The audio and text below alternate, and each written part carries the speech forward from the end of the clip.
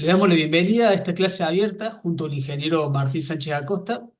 Esta clase se realiza en el marco de la Diplomatura en Bioarquitectura de UTN, organizada por Aula Abierta con el auspicio de la Federación Argentina de Arquitectos y la Federación Panamericana de Arquitectos. Los invitamos a suscribirse a nuestro canal haciendo clic en la campana para recibir novedades de nuestras actividades. Hoy nos acompaña el gran maestro Martín Sánchez Acosta, ingeniero forestal y doctor en tecnología de la madera, con quien vamos a estar viendo cómo combinar el uso de la madera y su rol en la bioconstrucción. Para mí siempre es un gran honor contar con la presencia de Martín en esta clase y en la diplomatura. Bueno, bienvenido Martín. Bueno, bienvenidos.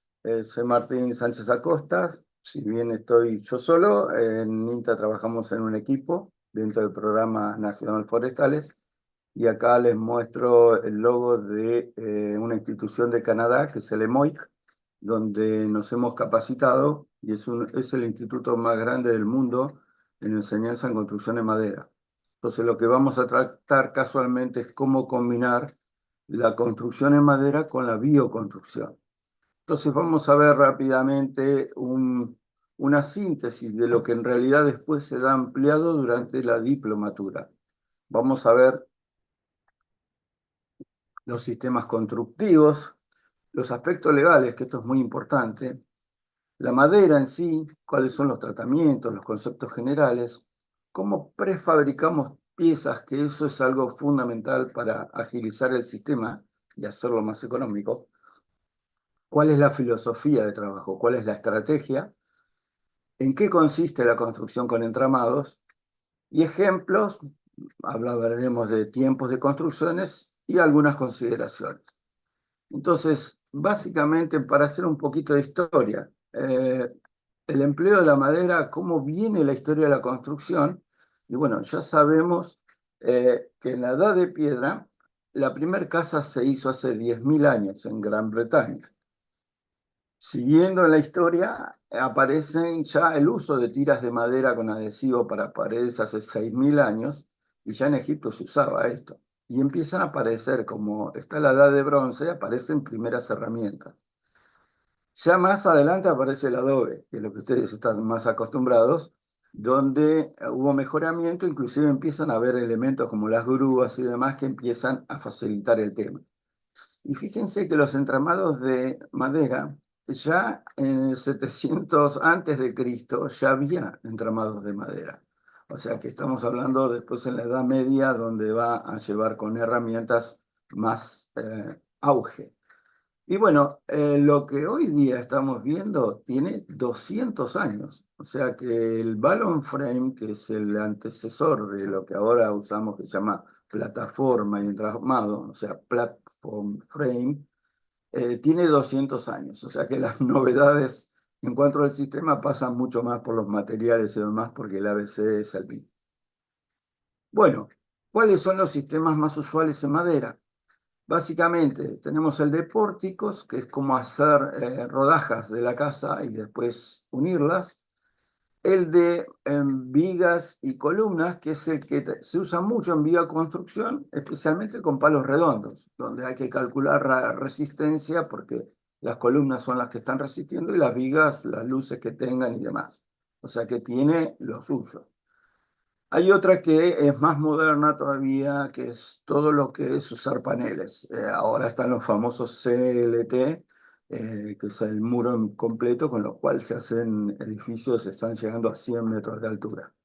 Pero el que nos interesa y que vamos a tratar es el de entramados, donde básicamente se basa en un esqueleto donde no hay ni columnas ni vigas, no son necesarias, porque ya la estructura es resistente.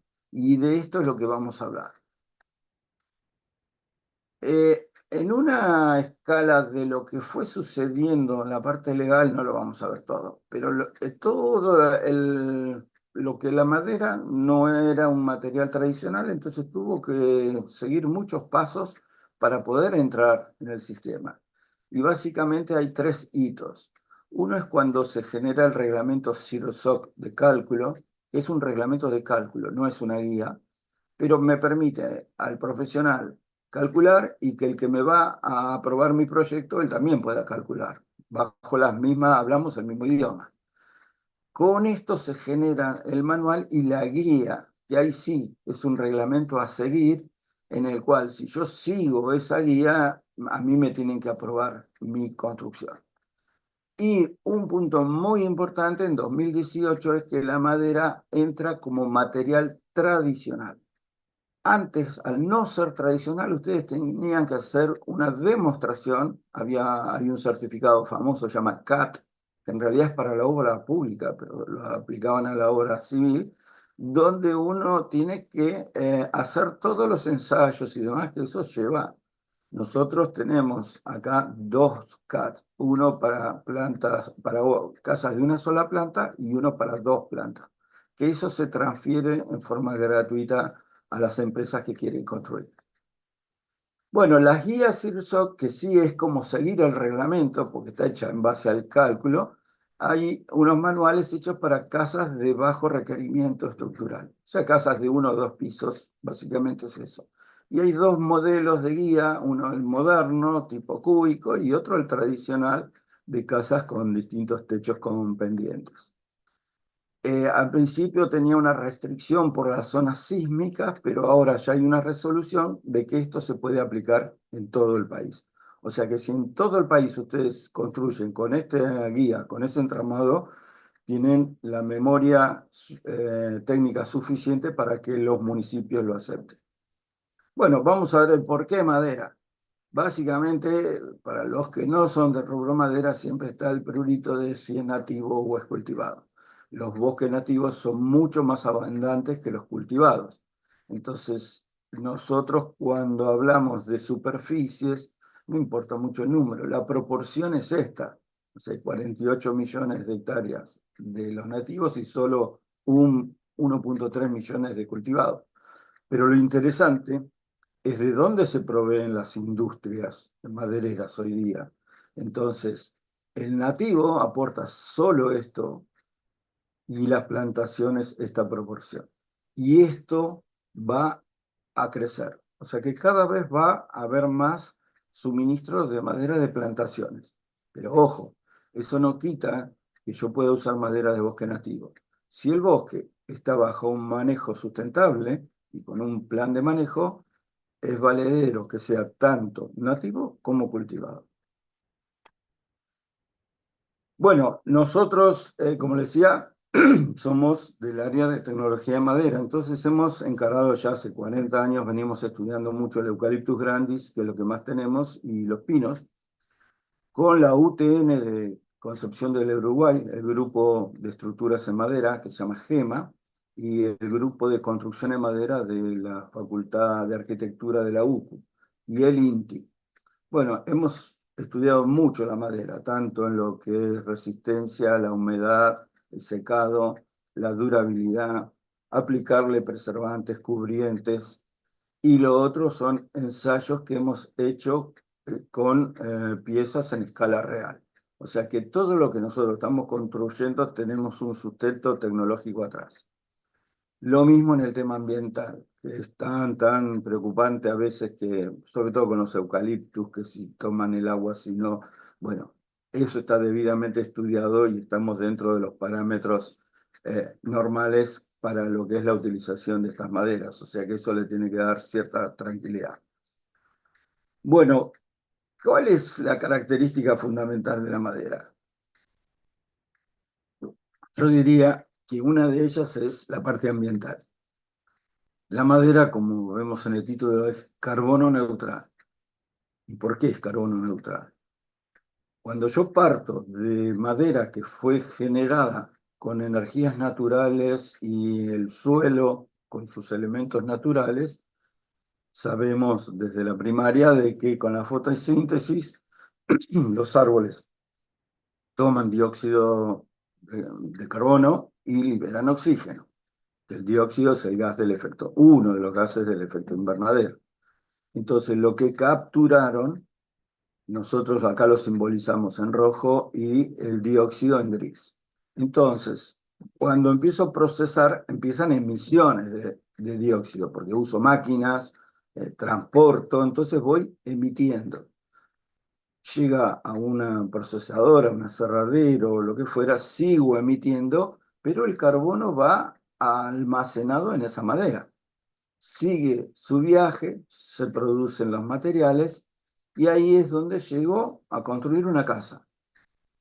Esa casa lo que tiene es que está siendo lo que se llama un sumidero de carbono, porque va a quedar aprisionada ahí hasta lo que dure la casa.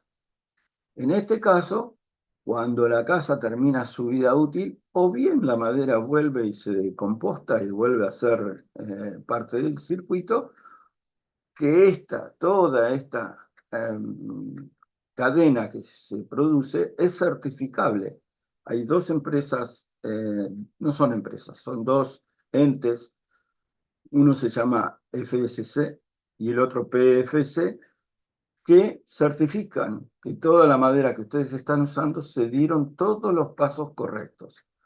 El que por ahí más conozcan es el FSC, que a veces los ven en los envases de Tetra Brick o en las resmas de papel, que están garantizando de que se cumplieron todos los pasos para atrás correctamente. El PFC tiene una homologación en Argentina que se llama Cerfoar. Así que cualquiera de estos dos para ustedes les va a servir en lo que hace a una garantía de lo que están usando.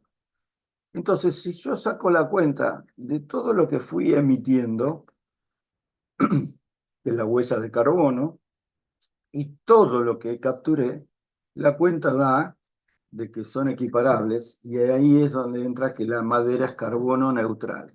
Y es el único material de construcción, junto con el bambú, que son carbono neutrales. Y eso es muy importante hoy día en todo lo que es certificaciones y demás. La madera la podemos volver a utilizar inclusive como madera. Y lo otro interesante es que las viviendas se pueden certificar bajo distintas certificaciones que son, ahora las vamos a ver un poquito más detalladas, eh, que dan un aval a lo que uno está construyendo. Entonces, les hablé del FSC.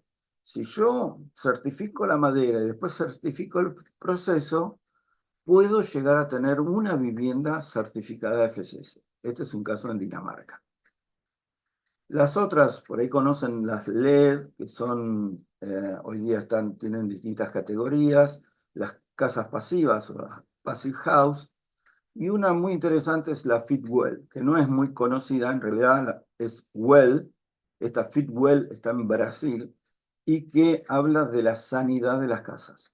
O sea, son más habitables, son más sanas, y eso se certifica, porque reducir problemas de salud a nivel mundial son números enormes. Más con el tema de enfermedades respiratorias y después del COVID, también liberan camas de lo que es el tratamiento, y eso se traduce en un ahorro enorme en la economía mundial. Y lo otro que tenemos hoy día es el etiquetado energético. Tal como ven en las heladeras y demás, esto ya está funcionando en Argentina. Para que se den una idea, nosotros en las viviendas sociales, los requerimientos, las casas por lo menos tienen que ser de clase B. Y cuando construimos tratamos de llegar a clase A. Bueno, ¿cómo entra esto en en la bioeconomía y en la economía circular? La madera es de generación energética eficiente, como vimos, con el sol y el agua y de lluvia y demás. En sí es de bajo consumo energético su procesamiento, porque es fácil procesar madera. Es sustentable, certificable, es carbono neutral, sumidero de carbono, cumple con las 3 R de la ecología, de reducir, se puede reducir, reciclar y reutilizar. Es biodegradable, que eso también, muy pocos materiales de construcción son biodegradables, y son renovables sustentablemente, que ese sí es el único.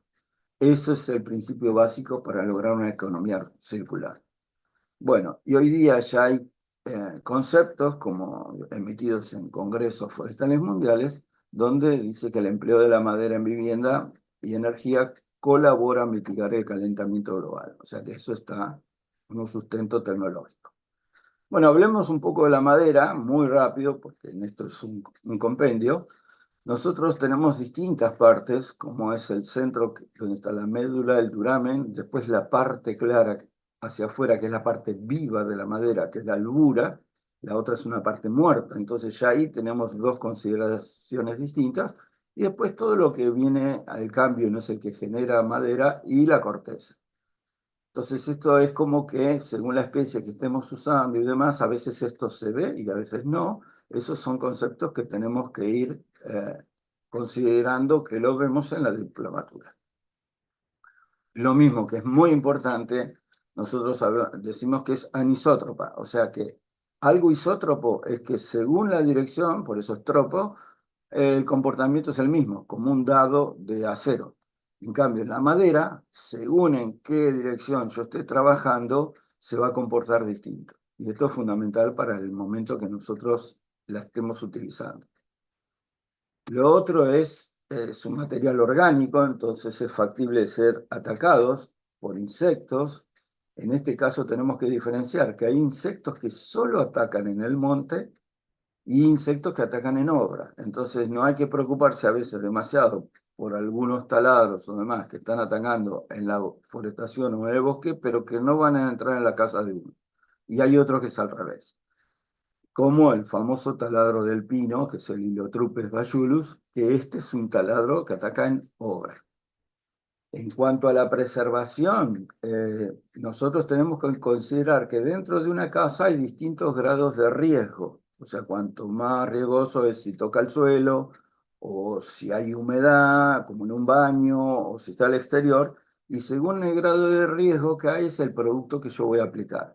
Entonces, los productos más protectores son aplicados en autoclaves y tenemos variantes donde, por ejemplo, esto de la derecha es tratar con temperatura la madera que se vuelve oscura, es termotratamiento, y después tenemos cosas que se usan bastante en bioconstrucción, que son preservaciones rurales, ¿no? O por inmersión, por ascenso. Y estos son variantes, aplicarle una bomba, esto lo vamos a ver en la diplomatura, aplicar una bombita para poner presión y que el producto corra a través del palo. Y algo que está muy de moda y que siempre preguntan es el famoso, la carbonización yakizushi, que es ancestral. Pero siempre les digo, ojo, esto se usa mucho en el acabado exterior y están tratando un árbol que se llama sushi. La madera de sushi es una madera que de por sí es tremendamente resistente, o sea que ella aguanta la intemperie. Así que en eso vamos a hablar de las consideraciones que hay que tener. Pero de todas formas, uno de los temas de carbonización más antiguos es carbonizar, por ejemplo, como la imagen de arriba, la punta de los postes que van a ser enterrados en un alambrado, por ejemplo. Esto se usa mucho en el campo, porque el carbón es fungistático, o sea que frena los hongos. No los mata, pero los frena. Bueno, hay distintos sistemas después más simples para aplicar en madera, o sea que depende de qué estemos usando es lo que vamos a usar. Pero es muy importante que el producto que nosotros usemos tenga un rótulo, porque puede tener mucha propaganda de que es muy bueno lo más, pero si no tiene un rótulo, inscripción en Senasa, con su contenido, no es un verdadero preservante. Lo mismo casi no hay en Argentina, pero que les den un rotulado diciendo de cómo está. Por eso en Argentina es una incógnita. Y ahora se vienen nuevas técnicas, la transmutación, irradiación, composite, la nanotecnología, que también es meterle nanopartículas adentro, o sea que todavía tenemos mucho por camino para adelante. Siempre lo que se busca son cosas más amigables y compatibles con el medio ambiente. Tenemos que a veces estar atentos a lo que es la madera ataca al hierro y no es al revés, y forma tanato de hierro, esa mancha negra, entonces hay otras soluciones como por ejemplo tratar los conectores que vamos a usar que sean anticorrosivos. Nosotros en esto hemos estudiado mucho el tema de cubrientes, de preservantes, inclusive hay ventejas de madera y las exposiciones, o sea, las tejuelas las tratamos de distintas formas, todo esto con madera eucaliptus, inclusive los troncos para cabaña. O sea que tenemos una base de ensayos muy importante. Lo mismo hemos ensayado, no solo la madera, generalmente se seca en secaderos artificiales, pero se puede trabajar con madera secada en horno, al aire, estivándola bien, como se ve a la izquierda, y hemos estudiado qué pasa con cada espesor en el tiempo para decir, bueno, cuando yo necesito llegar, por ejemplo, al 20%, que es lo que está a mano izquierda, ¿cuánto tardo según el espesor? Que es uno de los límites que vemos que cuando uno está en el monte, la madera puede tener más del 100% humedad. Cuando llega al aserradero está en torno del 60% después que la cerré. Pero ahí surgen los distintos porcentajes de humedad que exige cada uso. Para nosotros el más importante es el que figura en rojo, que es la madera de construcción en la estructura, que va por debajo, digamos, está cerca del 20%. Entonces, esa es la madera que yo voy a usar en los muros. En cuanto a la durabilidad, que es algo que siempre preguntan, estas son casas en Canadá, que no es solo una casa, hay todo un pueblo que se llama Cape Santé, con casas del 1700. O sea que estamos, fíjense en el diseño, no es que sea una casita cuadradita más. Y son casas que están en uso y le colocan afuera el año de construcción. O sea que estas casas tienen 300 años. Bueno, ¿podemos usar cualquier madera? No. En los países civilizados o más que civilizados, desarrollados, la madera tiene un sello, tiene un rótulo. Entonces es muy fácil para el que va a construir. Esta, por ejemplo, dice stud. Stud es un montante. Él sabe que si dice stud, lo puede usar. Si no dice eso, no lo puede usar. Es muy simple. Entonces hay como tres clases de exigencias de resistencia en el entramado. Acá lo ven en los distintos colores. Entonces cada una de ellas, las clases de resistencia son uno, 2 y 3. En realidad 3 es todo, porque todo lo que es 1 y 2 va a ser 3. Y en cuanto a eso, hay valores de referencia para decir qué es clase 1, qué es clase 2. Los montantes, que es una de las cosas más importantes, nosotros a veces hablamos en pulgadas, pero tienen un correlato en milímetros que no es exactamente el multiplicar el valor de la pulgada, sino que consideran que la madera fue cepillada. Entonces, si hablamos de un 2 por 4, que es lo más común para nosotros, son 4 centímetros por 9 centímetros, o sea, 40 por 90 milímetros. Ahora, a veces en bioconstrucción hay que usar 2 por 6, pero el 6 es porque la aislación que necesitan adentro de paja, en el caso de la quincha y lo demás, tiene que tener un cierto espesor. Entonces ahí hablamos de 40 por 140 milímetros. Las cabriadas, si van a hacerlas en madera, sí, son iguales y podemos usar o madera de 2 pulgadas de espesor en un solo plano o 3 capas de 1 pulgada en 3 planos. Bueno, para que se den una idea, la madera clase 1 no es que es una madera perfecta. Cuando hay una madera perfecta, yo la separo y digo, esto vamos a usarlo para carpintería adentro. Entonces se admiten defectos. Ahí ven un clase 2 y clase 3. Esto lo explicamos un poquito mejor en la diplomatura, ¿no? Esto está hecho en base a organismos internacionales, o sea, no es que se nos ocurre. Y siempre digo lo mismo, construimos casas, no muebles. Entonces no hagan la estructura con madera que sea perfecta, libre de nudos. Esa guárdenla para hacer muebles. Entonces hay muchos usos, por ejemplo, el divisorio de habitaciones que no son portantes. Y acá hay un detalle interesante. Fíjense que nosotros podemos llegar a hacer todo el piso de un solo saque, todo el cielo raso de un solo saque, y después recién dividir. Eso es una economía muy importante. Bueno, la madera también va en los acabados y detalles, que ahí ya no interesa la parte de resistencia. Y si no, hay mucho que se usa como accesoria. O sea que si uno por ahí cuando compra tiene mucha madera de mala calidad, en algo se va a poder usar. Después lo que tenemos en el país son las placas compensadas, o algunos le llaman terciadas, que tienen la medida internacional de 4 pies por 8 pies, que es 1,22 por 2,44 metros. Por eso el S1,22 para nosotros es la Biblia de la modulación. Todo es a múltiplo de 1,22, o la mitad. Entonces, básicamente de los más importantes están los dos de arriba, que según su adhesivo están hechos para ser usados solo en interior, cuando son ureicos, porque es urea lo que se usa, y si no, con colas fenólicas, sirven para el exterior, y son las que se usan en todo lo que es resistencia. Como generalmente no van a la vista, se usan de clase industrial, se llama, que tiene muchos defectos de más, pero funciona estructuralmente bien. Otros productos estructurales que están muy conocidos en Argentina son las vigas laminadas. Hoy día inclusive hay columnas que se llaman dúos y tríos, que se usan muchas veces para marcos y demás, que es pegar 3 tablas o 2, tableros tricapa.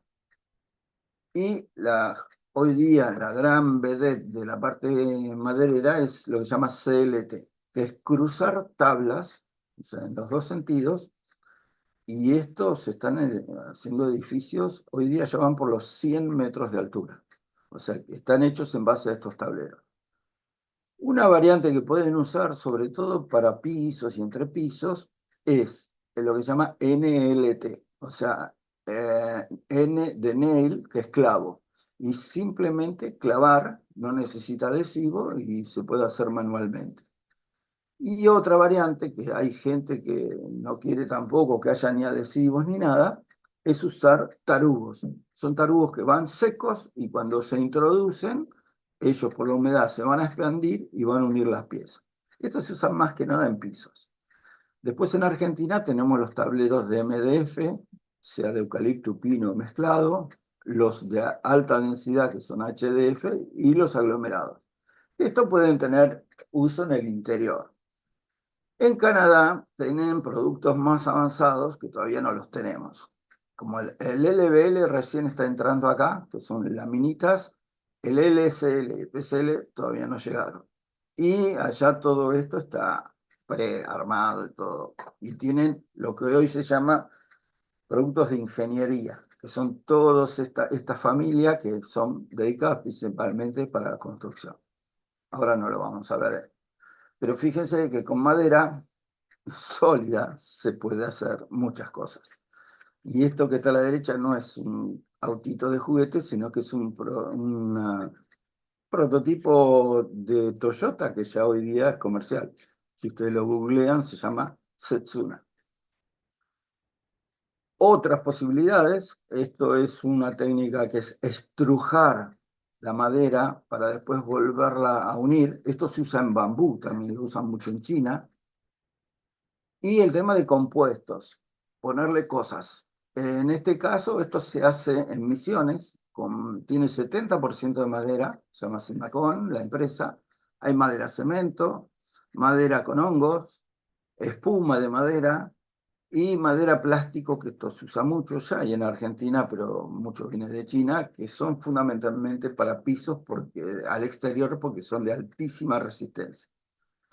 Cosas raras, siempre nos gusta poner algunos detalles raros. La madera programable, que es ustedes compran una cosa como ven a la izquierda y sola toma su forma, por eso se llama programable.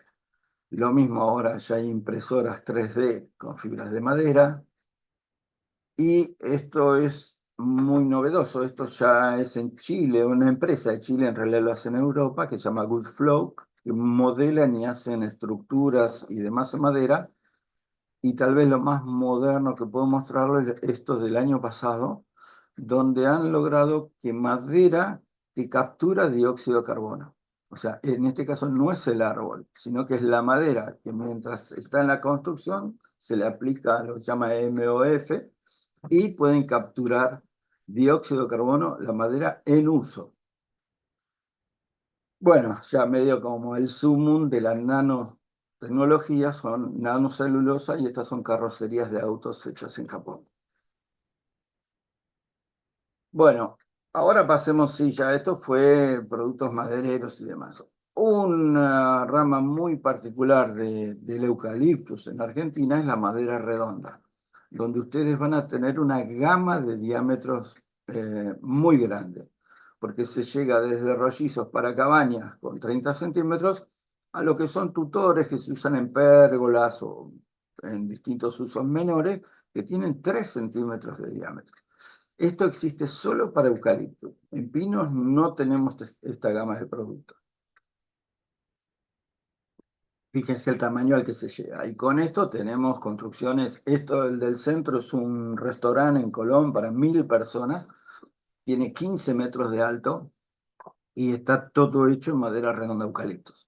Y a la derecha, cabañas de troncos, porque en INTA también, estas son en los 2 campos que tiene el INTA acá en Concordia, fueron hechas por nosotros, donde aplicamos todos los productos de eucaliptus en cuanto a los diámetros. Nosotros también damos cursos de construcción de cabañas. Esto en el delta, lo interesante es que se pueden hacer plataformas elevadas con los mismos troncos de eucaliptus. Y acá, bueno, combinando ya el tema, en realidad en este caso, al ser palos, estamos hablando de columna viga, ¿no? Con el sistema columna viga, pero bueno, la bioconstrucción usa mucho. Pero lo que yo he visto particularmente es que esto requiere tiempo, son piezas pesadas, la movilización, lo que es llevarla, colocarla y demás, y lleva su tiempo. Los entramados es una de las ventajas que tienen sobre esto, es que son muy livianos. O sea que acá ven la combinación en bioconstrucción a lo que ustedes están muy acostumbrados. Y esto siempre lo pongo, esto es en federación, lo que es lo que permite, los diseños que permiten la madera redonda, que a mí me gusta mucho.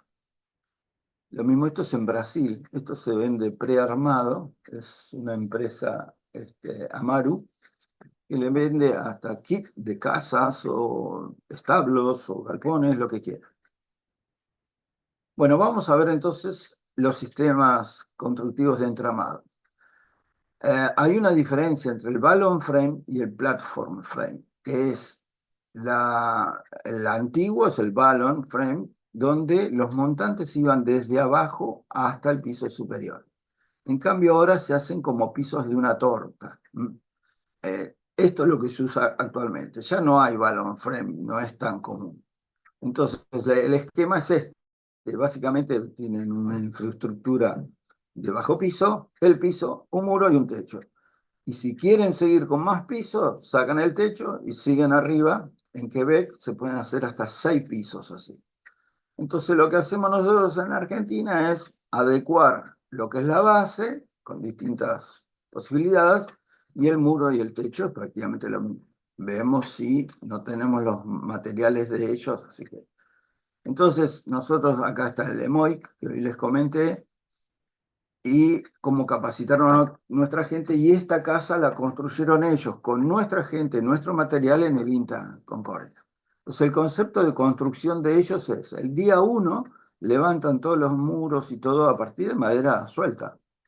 El día 2 ya ponen el OSB y la membrana en el techo, o sea que ya sellaron, y el día 3 ya techan y ponen las aberturas. Hablando de una casa estándar, ¿no? 60, 70 metros cuadrados. O sea, en 3 días la carcasa está cerrada. Entonces, lleva todas estas capas de cosas. Nosotros, para adaptarlo, tenemos que poner en la balanza costo y calidad. Aparte, ellos aíslan para 30 grados bajo cero y nosotros en muchos lugares no necesitamos. Entonces, en esto siempre digo, un 15% o un cuarto del sistema necesitan la tecnología y el resto sentido común. Bueno, lo que hemos hecho entonces, se han tomado lo que ellos usan y se han hecho diseños de piezas, que son las piezas parte, las cuales las ensayamos y con las cuales tratamos de que sean transportables por 2 personas siempre, y con esto podemos construir perfectamente. Hay algunos principios, acá voy a ver unos pocos, porque en la diplomatura hablamos más. Las superficies, cuando son cuadradas, son más eficientes que las rectangulares. Fíjese que tiene mucho menos muro. Muchas veces se deja un hall interno, que es perder superficie. Nosotros trabajamos mucho en construcción social, entonces en estos son aspectos importantes. Haciendo un hall hacia afuera, gano superficie. Lo mismo si logro un panel sanitario entre baño y cocina que tenga 2,44, que es el tamaño de una placa, entran todos los artefactos y todo se simplifica. Y una cosa que para mí es importante es que el techo a dos aguas es mejor, es más fácil y más barato que el techo a un agua. Cuando hablamos que vamos a usar ático ventilado, ¿no? O sea, es más fácil de construir, no necesito poner andamios y no construyo todo ese muro que aparece a la izquierda. Eso lo podemos charlar bien. Después hay cosas que son básicas, o sea, siempre hay que trabar. Si hago un piso con un bajo piso, la madera no se pone transversal, sino que se pone en diagonal. Y siempre que puedo, hago cruces de San Andrés. Lo otro es que con esto yo panelizo y lo que solo tengo que hacer es numerar los paneles del uno hasta donde lleguen. Entonces, construir una casa es simplemente seguir este croquis. Y la orden de taller es tan sencilla como la que se ve a la derecha. Lo mismo en las archas. Lo único que cambia es que la que va en los tímpanos, que no es portante, van solo los cordones verticales y en la otra que es portante, tienen el diseño en diagonal. Nosotros procuramos, que esto bueno, es muy de la construcción de madera, que todo sea ventilado, que haya una circulación alrededor de la casa, que eso da una aislación enorme. Pero hay una bioaislación que nunca veo que se trate mucho de esto, y es que yo hacia el norte y el oeste, en nuestro continente, en nuestro hemisferio, haya árboles que pierdan la hoja, o sea que yo voy a tener sombra en el verano y sol en el invierno, y hacia el sur, árboles que no pierden la hoja. Esto no solo es el tema de aislación, porque la ganancia energética es importante, sino que también protege el frente de la casa, los acabados y demás. Bueno, vamos a ver las piezas parte con las que yo puedo construir. Dijimos que teníamos requerimientos. Los portantes tienen una necesidad de calidad y los no portantes, como los rojos, otra. Y en esto, lo que les mostré hoy, el INTI daba con el INTA capacitaciones. Los bastidores usuales son ciego, puerta, ventana, y si podemos ya le agregamos rigidización al llevarlo. Y hemos hecho autoconstrucción para un operario, que generalmente nunca hay uno que esté solo, con bastidores de 1,22 m. Los otros son de 2,44 de ancho. Hay detalles, no los vamos a ver, de cómo se solapan, cómo se ponen, pero bueno, eso se ve en la diplomatura. El tema es que ustedes con un molde sencillo como este pueden fabricar todas las piezas de la casa. Y en algunos casos, esto es en el norte, la gente puede llevar de a una persona, pero lo recomendable es de dos. Y esto es un bastidor que estamos pensando para la bioconstrucción, donde en el tema de la quincha, yo ya puedo poner en diagonales que me van a servir también para rigidizar y que tengan saliencias que me van a servir para agarrarme a las soleras y agarrarme al panel vecino. Entonces la idea va a ser que yo me voy a unir a la solera superior y a la inferior. Y lo otro que también es interesante es lograr aislaciones, sean de paja, de lana o lo que sea, que se metan directamente en los huecos, cosa de que yo module y después puedo llevar a obra lo que está en verde arriba, que eso se coloca de un solo saque sobre los montantes y solo agrego en obra los celestes. Esto me va a generar una cámara de aire ahí que de paso aísla, pero ahí también entran todas las cañerías. Entonces yo no necesito agujerear. Acá es simplemente, hay 24 milímetros el espesor de esa madera, entra luz, gas, agua, todo. Bueno, las de cercha del techo hay tecnologías muy simples para hacerlas, simplemente con clavado. Y acá les mostramos con los emojis cuándo está bien clavado, cuándo no. Y básicamente el sistema es unir piezas, y esto lo vamos a ver en detalle, ¿no? Pero les cuento así rápidamente cómo se hacen y ahí queda. Ustedes hacen un molde y esto es muy sencillo de hacer en un taller, como los que ven acá. Generalmente lo llevan dos personas. Bueno, la UTN de Concepción del Uruguay trabaja mucho con el tema de galpones, de pollos y hortícolas, pero muy grandes. Son galpones de 100 metros de largo. y de 15 a 18 metros de luz libre, y bueno, se hacen con estos entramados. O sea que tengan confianza que van a andar bien en las casas que ustedes hagan. Lo mismo hacemos vigas entramadas de piso o de entrepisos. Esto lo interesante es que con madera de poca sección, de 1 por 3, mejor 1 por 4, y este entramado ustedes logran vigas muy resistentes. Otras piezas que puedo prefabricar son paneles para los decks, o sea que el deck se arma en un ratito, columnas que ya van a estar en la galería, barandas inclusive, y todo ya va prepintado, o sea que yo la obra, los contramarcos, que ya los tengo precortados y pintados, ahorro muchísimo tiempo. Todo eso se carga en un camión y vamos, en este caso, a construir esa casa. Bueno, vamos a ver las partes. La fundación.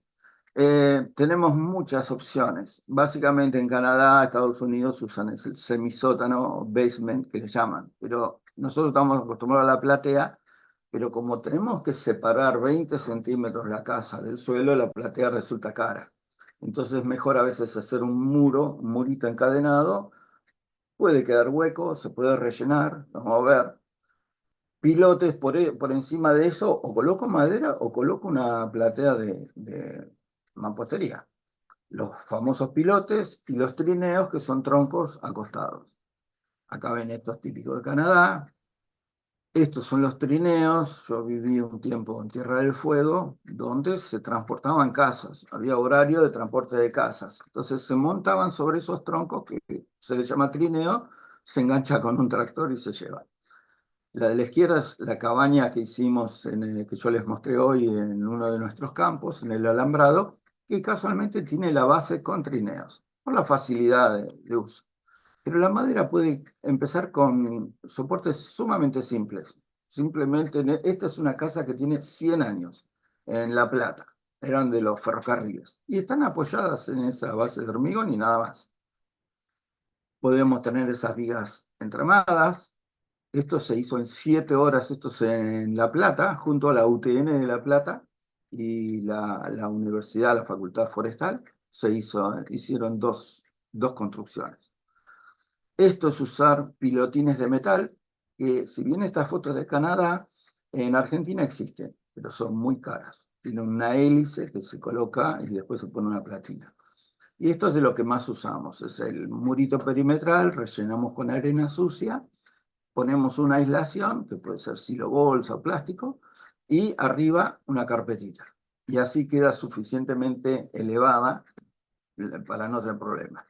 Esto es el uso de los bloques Imacon, que hoy les comenté, que tienen 70% madera.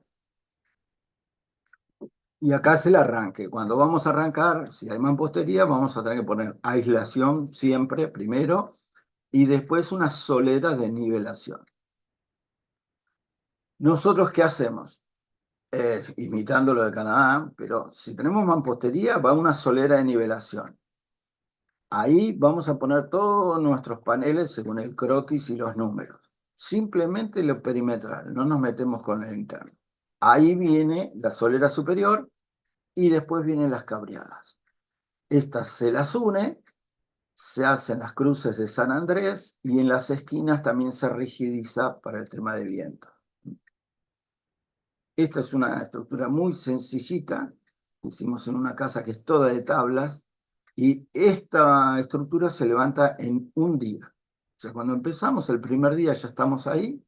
Una variante es poner diagonales en madera, se calan los montantes y se colocan. Y esto es algo más moderno que se usa en Canadá, que son metálicas. Bueno, tenemos que anclar. Para anclar tenemos opciones, o varillas enroscadas, o brocas, o tornillos que se ponen con epoxi. Bueno, entonces nosotros con nuestro sistema, ¿cómo hacemos la carcasa? Que es el objetivo principal. El primer día levantamos toda la estructura. El segundo estamos rigidizando. El tercero ya estamos poniendo las membranas en toda la casa. Y capaz que empezamos a techar. Y el día 4, sí, ya estamos techando y colocando las aberturas. O sea que en 4 días tenemos la casa cerrada y no tenemos problema de humedad. O sea que la obra no para. Es más, el primer día yo con tener ya la estructura pongo un silo bolsa y se acabó. Y ya le dejo preparado con bulines lo que va a ser recibir el acabado. Bueno, esto en dibujos de más calidad, porque lo hizo una diseñadora que trabaja con nosotros, es una de las casas del INTA. Esta casa es 72 metros, como se hace el techo, mm, pero este es el paso a paso. Las aislaciones, bueno, nosotros trabajamos mucho con lana de vidrio o inclusive ahora estamos viendo alternativas sociales con cartón corrugado. Se usa celulosa proyectada y por dentro va la barrera de vapor. Por dentro está el maderamen ese cada 40 centímetros que, como les dije hoy, permite poner las instalaciones y a su vez genera una cámara más de aire. Una cosa interesante es muros antisonido. En madera es fácil porque la madera de por sí es aislante. Lo que hay que interrumpir es el puente acústico. Entonces pueden poner dos muros finitos o un muro con los listones que vayan en zigzag o directamente girar los listones. Esto es visto desde arriba, ¿no? Y si al hueco le agregamos un aislante como la lana u otro celulósico, la aislación es tremenda. Después hay algunos desarrollos raros en Canadá como estos. Bueno, en el caso de la bioconstrucción, lo que estamos tratando es de que esto se panelice, entonces todo esto que se ve que se puede llevar en los muros ya hecho, y ahorrar muchísimos tiempos. O sea que todas las aislaciones también ya estén, como en este caso, paneles que se pueden colocar directamente. Bueno, las instalaciones son muy sencillas, siempre nosotros tenemos muchísimo cuidado con el tema eléctrico, entonces hay que tener disyuntor, llave y metal donde perforamos en los muros internos, a veces se perforan, y colocar una chapa de seguridad donde hay un cruce con cables. El agua es lo mismo, va en las separaciones entre las maderas y también, si hay un cruce, es recomendable en este caso para que no se pinche. Bueno, los acabados son de distinto tipo, de lo que quieran, o sea, no hay ningún problema. Entonces, las capas que normalmente usamos nosotros es hacia el interior, el bastidor, el aislante, la barrera de vapor y el maderamen que va a recibir a las tuberías el acabado que ustedes quieran. Tenemos que rigidizamos nosotros con placas, entonces ahí ya va la membrana gas permeable y ahí van los listones y el acabado. La situación nomás es que si el acabado es vertical, eso pasó del viento, del aire hasta,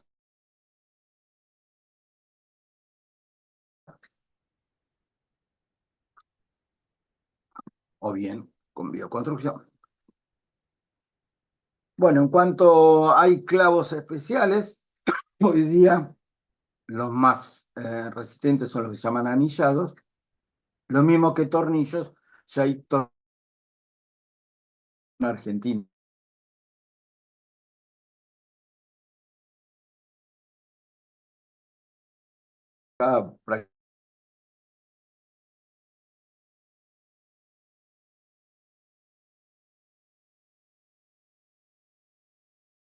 que teníamos, que usamos, pero cuando empezamos a pensar cuáles no eran indispensables, decíamos, bueno, la motosierra no, clavadora, clavar con otra cosa, entonces compresor, no con qué serruchar, ya, y básicamente, si no,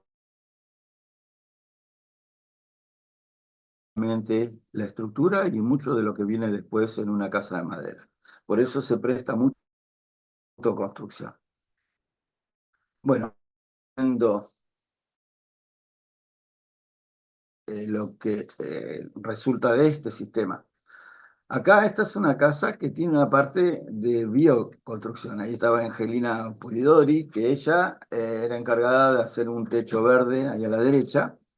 Y fíjense que toda estructura allá arriba dice día 3. O sea, al tercer día de construcción ya estaba hecho esto. y a la derecha está la casa terminada. Esto es un ejemplo en un barrio muy marginal de Concordia, que Martín, hicimos una casita trabajando con la gente del barrio. Entonces se le enseñó, inclusive a los chicos, se trabajó con tablas, no teníamos placas, todo en Martín, ¿me diagonal. escuchás? Sí, te escucho. Discúlpame. Che, vos sabés que ahí estaba hablando con Pato y se te cortó en un momento hace 2 o 3 filminas atrás, donde estaba hablando de Ajá, los tornillos, por si sí. pudieras empezar de vuelta, disculpa. Bueno, yo Sí, sí, sí. voy, me quedan, el reloj lo tengo, 5 minutos, estoy justito ahí. ¿Con los A ver, tornillos fue? Esto fue sí, entre las herramientas. Ahí, en este. sí, a ver, Ar- claro, Arranco de acá. sí, sí, o Arranco sea, con esto y vos cortás el anterior y arranco con esta. ¿Puedo arrancar ya? sí, Bueno, con los clavos y tornillos hay clavos especiales. En general no usamos el clavo liso, usamos o el espiralado o actualmente más modernos son los anillados, son horizontales que son más resistentes. Y en el caso de tornillos lo mismo, hay tornillos que son especiales, autoperforantes, que son para madera. O sea, no estamos usando tornillos para otras cosas. La área generalmente siempre es liviana, muy simple, o sea, este es un buen equipito para tener realmente para construir casas de todo tipo, pero queremos mostrarles que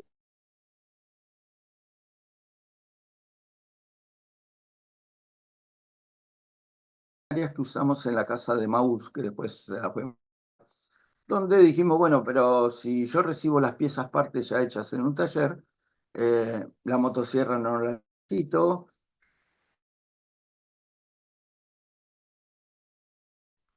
tampoco.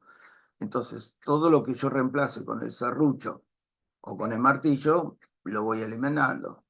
Y finalmente, tranquilamente, la estructura de la casa y después parte de lo que viene después. Esto se presta muchísimo para la autoconstrucción. Entonces vamos a ver los relojes de construcción ahora. En esta es una casa ya combinada, en realidad es una reserva, donde es un centro de interpretación y la casa del guardaparque, con la arquitecta Evangelina Pulidori de Federación, que ella trabaja en bioconstrucción, pero ella combina las dos cosas. Fíjense, allá arriba dice día 3, o sea que al tercer día de construir ya estaba así la casa. Acá a la derecha la ven construida hasta la entrada de la reserva Chavillú. Esto es el caso en un barrio marginal de muy bajos recursos donde nos diseñaron arquitectas de Buenos Aires una escuelita en realidad que después la modificó Gustavo Rudolph de Misiones y ahí trabajamos con la gente del barrio. Entonces le prestamos moldes que tranquilamente lo podían hacer ellos, pero ya estaban. Y fíjese, con tablas, rigidizamos con tablas, no había tableros, eh, mucho en diagonal. Usamos un aislante, que esto lo hemos probado en otros, que es de cartón corrugado tratado, bolsa de aislación, paneles de descarte de MDF acabados. Fíjense la tecnología de usar los listones en diagonal cuando el acabado es vertical, inclusive cortar en chanfle esas tablas para bota agua, que es algo muy simple que nadie lo hace. Y la gente misma era la que, el barrio y lo demás, participaban en la construcción. De Maús, que yo les mencioné, también en otro barrio marginal, donde en 2 horas levantamos los muros, a los 6 horas ya teníamos puestas las cerchas, al día 2 ya teníamos todo rigidizado con placas, y el día 4 fíjense que ya está el techo colocado y las aberturas colocadas. Ya en el 5 llevamos el acabado siding prepintado.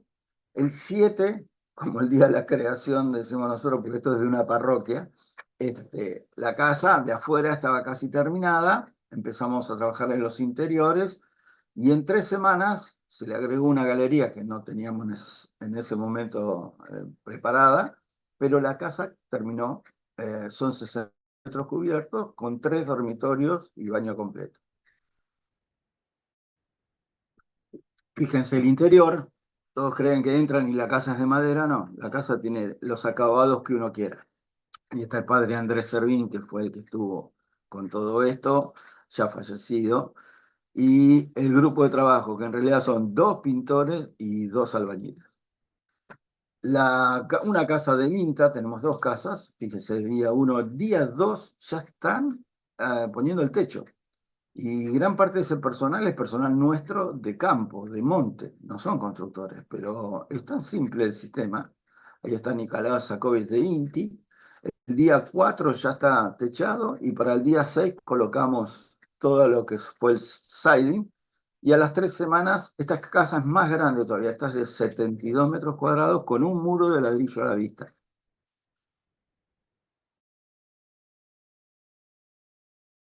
Muchas, estuvimos en más de 50 obras, pero no son todas nuestras. En esta sí, la cabaña de tronco, la casa de los canadienses, está la casa de Maús, esta es una casa en la selva, en Orán, que ahora la fuimos a ver después de 12 años que la hicimos y está tal cual, está intacta. Una casa para chicos discapacitados en San José, lo que le mostré hoy de Chavillú, y participamos en algunas casas de barrios sociales, como es el Aguapatito para erradicar inundados, en planes de vivienda de la provincia de Entre Ríos. Estas son de Misiones. Me escogieron allá la gente de Apicofón y casas. Misiones es la que más en madera. Y este es un barrio social nuestro, acá en la Florida, cerca de Chajarí, con casas bien separadas, de distintos colores, realmente muy lindo. Y no solo, no es para construcción social. Estas son casas, bueno, Barro Madero es muy conocido el constructor en la zona de la costa, y fíjense las casas de tamaño, ¿no? Bueno, siempre las preguntas, hoy les mostré cuánto duran. Yo tengo otros ejemplos de casas de amigos que también tienen 200, 300 años. Y los otros sí son resistentes. Fíjense, a la izquierda, las palmeras y los cipreses que había ahí de 50 años, vino un tornado, la palmera de atrás desapareció y lo demás, y a la casa no se le movió una tabla. Y peor aún, tuvimos otro, en la segunda casa que mostré de ladrillo a la vista, estábamos terminándola, estaba un policía cuidándola, y vino un tornado y se llevó la casilla rodante, pero a los tumbos, no rodando, con el policía dentro. Fíjense, ahí hay granizo y demás. Y a la casa también, no sufrió ningún tipo de daño. Y esto le pasó a una casa hermana a la nuestra, hecha en Corrientes, también con la gente de Lemoy. Lo único que esta casa es de pino, que se escapó un camión que estaba en la ruta enfrente, ahí había una estación de servicio, y se incrustó en la casa. Esto se reparó, se pintó y ahí siguieron andando, no hubo más problemas. Y por si creen que son casas baratas y de baja calidad, siempre muestro esto dando vueltas en una inmobiliaria. eh, Esto es en la zona de cerca de Toronto. Esta casa, 2,5 millones de dólares, pero la que es notable, que esta si quieren la pueden googlear, es la casa Sanadu 2, que costó 63 millones de dólares y es de Bill Gates, la cual lleva 500.000 pies cuadrados de abeto. O sea, hizo la casa en madera. Tenía la plata para hacerla en ladrillo. Bueno, entonces, ¿qué decimos? Esta es la casa de Maús, que las casas son carbono neutral, renovables, sustentables, certificables. Le vamos a decir no al hacinamiento, no al problema de género, buenas instalaciones, una casa sana, una construcción sencilla, muy rápida, muy limpia, que se puede hacer con mano de obra local y como confort es más accesible a la gente de bajo prestación. En definitiva, mejoramos la calidad de la vida de la gente. Y como solemos decir, sin contraindicaciones. Bueno, cerrando ya, entonces, lamentablemente tenemos hackeada la web, por eso está con signo de interrogación. No sé cuándo vamos a volver. Ahí hay muchísima información, pero funciona el Facebook, donde está Inta Concordia, Y interesante para mí es el canal de YouTube, Quinta Concordia, donde van a encontrar muchos webinares, inclusive explicación del paso a paso de cómo construimos las casas. Ahí está mi correo electrónico y mi colega Ciro Mastrandrea, que es quien me sigue porque yo me estoy ya jubilando de INTA, tienen el correo, así que para los que quieran consultarnos o a través después de la diplomatura, que ahí sí se dan como consultorías en particular, vamos a poder atender todas sus inquietudes. Así que muchas gracias y espero encontrarlos en la diplomatura. Bueno, Martín, muchísimas gracias. Un gusto, como siempre, escucharte. También agradecerles a todos y todas quienes participaron de esta clase abierta y por estar del otro lado. Bueno, Martín, como siempre, agradecido siempre de escucharte, por compartirnos todo este conocimiento con tanta claridad, experiencia. Y como bien dijiste, Martín, le vuelvo a repetir que en la diplomatura vamos a estar desarrollando todos estos temas en mayor profundidad, con mayor detalle. Seguramente van a sumarse más temas. Y recuerden suscribirse a las redes de Aula Abierta para enterarse de las propuestas y próximas clases. Así que bueno, sin más que decir, nos vemos en la próxima actividad. Saludos.